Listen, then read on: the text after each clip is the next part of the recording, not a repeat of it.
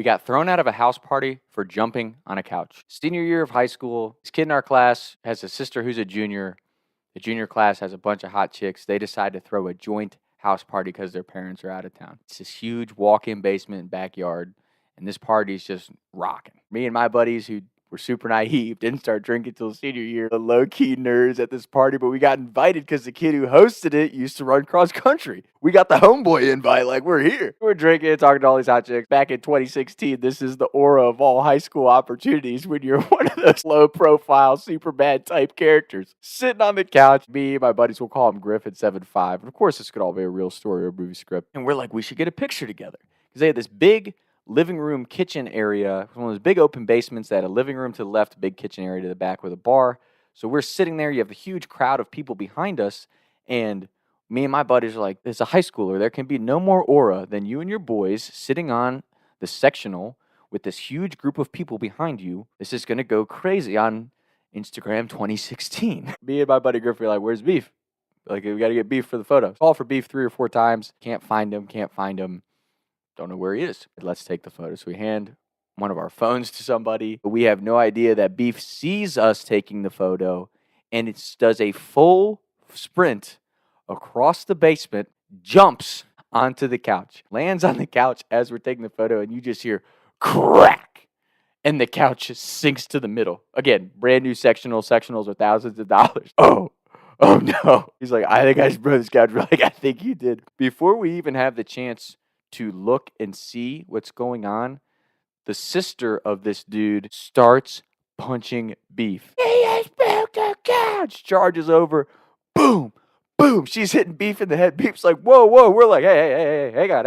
It was an accident. Like, whoa. These other chicks come over. Boom.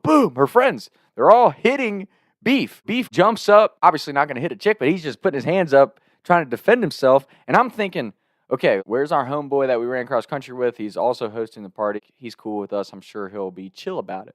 He comes flying over, body checks Beef. Boom. What the fuck? Get out of my house. And we're like, whoa.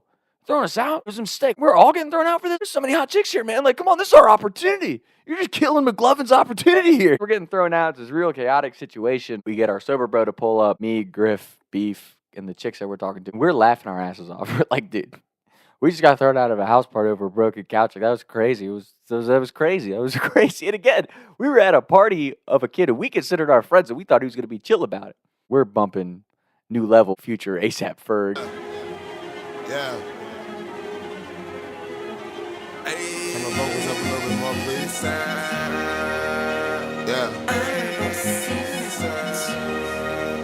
Yeah. A little bit more. Yeah.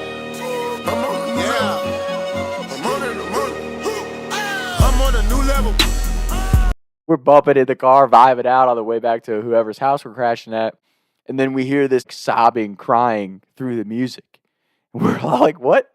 Looking around, Beef's just sobbing because he's hammered, drunk. And he's like, I lost my phone.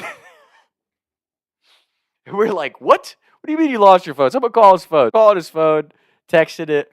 Can't find it anywhere in the car. Can't find it in any of the houses we pre-gamed at. By the end of the night, Beef's like, devastated. I lost my phone. I have no idea where it is. He doesn't want to tell his parents. So for the next 2 days before school on Monday, we just don't hear from Beef. Ghost protocol, gone. Beef, not heard from for days. I think I even drove over to his house one day and be like, hey, man, did you ever find your phone? He's like, no, I have no idea where it is.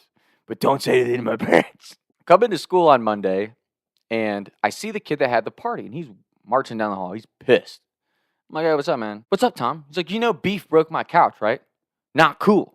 That's my parents' fucking couch. Brand new fucking couch, thousands of dollars. Starts going on that whole rant. And at first I'm thinking, damn, man, this guy, like, these kids' parents might, like, sue Beef and his family or make them pay for it or something. It's some crazy shit. And then I'm like, wait a minute.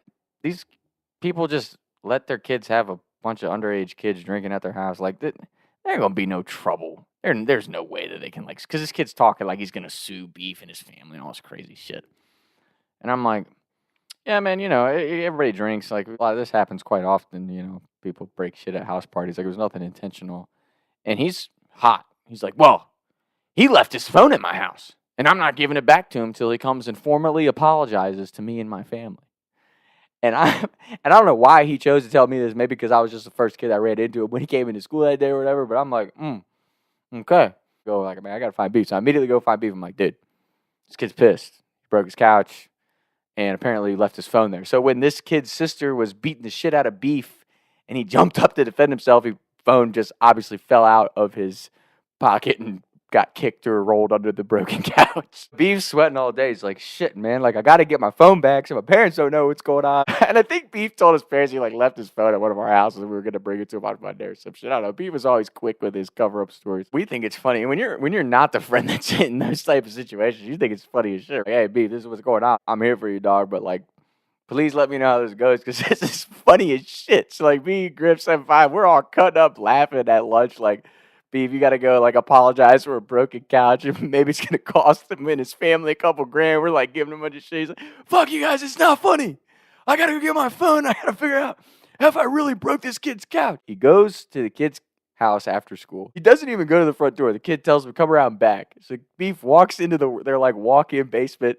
He says, first thing he sees, the kid is sitting on the broken couch. And he's like, come in, Beef. And Beef's phone's on the ottoman in front of him. Beef's like, what's up, man? And like went to go grab the phone. He was like, stop.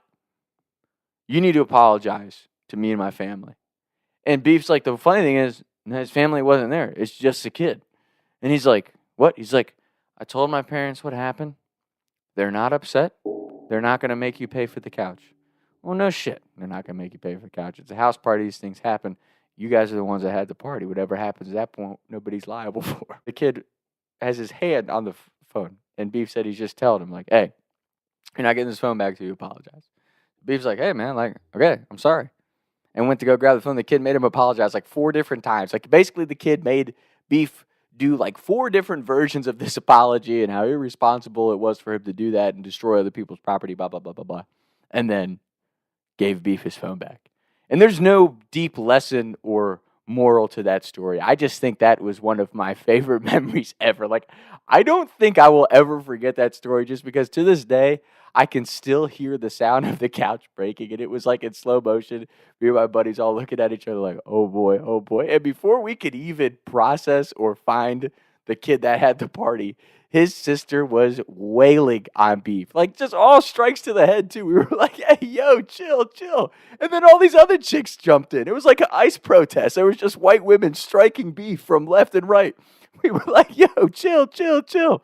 As always, Beef, if you ever see these, Beef, I love you. You are a legendary human being. One of my favorite people. Even now, like, we don't even drink it like we used to and stuff. And Beef is still just one of the funniest people I've ever met. So that's today's episode. We'll be back more soon. Talks with Tom. Taking shots by the lake till I can't even breathe no more. See no more. I was riding around town thinking to myself, is it gonna get easier? I'll be up and away up the street and bake, but I can't even breathe no more. What's it to me? What can I see? Taking shots by the lake till I can't even